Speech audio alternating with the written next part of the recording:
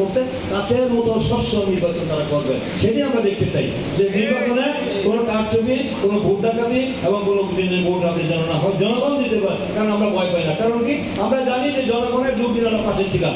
আমরা বিগত দিনে বিএনপি যতবার ক্ষমতায় আসছে ততবারই কিন্তু জনগণের প্রত্যক্ষ রায় মেনে নিয়ে ক্ষমতা আসে, পিছনের দলটা যে কোনো ষড়যন্ত্র কারচুপি করে ক্ষমতায় আসে নাই। তাই বিএনপি বা ভোটকে ভয় পায় না। আমরা চাই যে আমরা বারবারই বলেছি যে নিরপেক্ষ সরকারের অধীনে, ক্যাপ্টেকারের সরকারের অধীনে নির্বাচন হবে, সেই নির্বাচনের জন্য আমরা লড়াই করেছি। তাই সেই লড়াই করতে গিয়ে কিন্তু এতদিন আমাদের প্রায় 60 লক্ষ আসামি হয়েছে, দলের কর্মীরা 1.5 লক্ষ মামলা হয়েছে, 3000-এর বেশি নেতা কর্মীদেরকে বিচার বহির্ভূত হত্যাকাণ্ড, যেটা বলে extra judicial killing, cross fire করে নৃশংসভাবে হত্যা করেছে।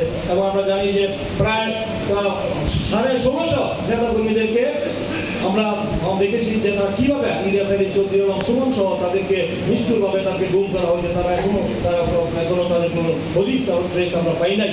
তো আমরা দেখেছেন যে কিভাবে নিষ্ঠুর নির্যাতন করেছে, সেই তাদের রক্তের বিনিময়ে কিন্তু আজকে একটা মুক্ত পরিবেশ, গণতান্ত্রিক পরিবেশ পেয়েছে।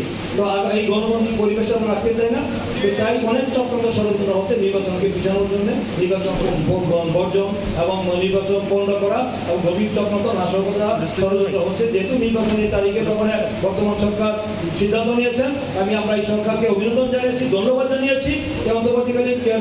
এই অন্তর্বর্তীকালীন সরকার, ইন্টারিম গভর্নমেন্টকে আমরা অভিনন্দন ধন্যবাদ জানিয়েছি যে তারা যে সঠিক সিদ্ধান্তটা নিয়েছেন। এই সিদ্ধান্তের বাইরে যারা যাবে তারা জনগণ থেকে বিচ্ছিন্ন হয়ে যাবে এবং তারা জানে যে আগামী দিনের রাজনীতিতে হয়তো তারা জামানত বাজেয়াপ্ত হবে, তারা হয়তো বিধি হইতে পারবে না। তাই তারা বিভিন্ন অজুহাতে মানে নন ইস্যুকে ইস্যু করে তারা কখনো বলেন পিয়ারের কথা, কখনো বলেন সংস্কার, কখনো বলেন বিচার, কখনো বলেন জাতীয় নির্বাচন, স্থানীয় নির্বাচন, এইগুলা বলে তারা গোলাবাড়িতে মাছ শিকার করে তারা অস্থিতিশীল পরিস্থিতি তৈরি করতে চান। তাদেরকে বলবো আপনাদের শুভবুদ্ধির উদয় হোক, আপনারা নির্বাচনে আসেন।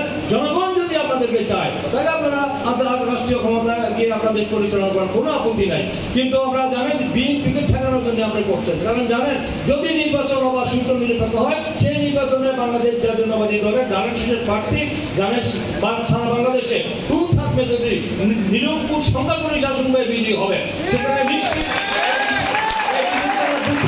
তারা কিন্তু এখন গভীর চক্রান্তে লিপ্ত হয়েছে। আমরা বলবো যে আপনারা এইগুলো এখন থেকে আপনারা এই ষড়যন্ত্র থেকে যাতে প্রতিটা ফেসিস্ট স্বৈরাচারের দূষণ দালালরা তারা যে গভীর লুটপাট করে দেশকে ধ্বংসের দ্বারপ্রান্তে দাঁড় করিয়ে দিল, তারা কিন্তু বসে নাই। তারা কিন্তু গভীর চক্রান্তে লিপ্ত হয়েছে।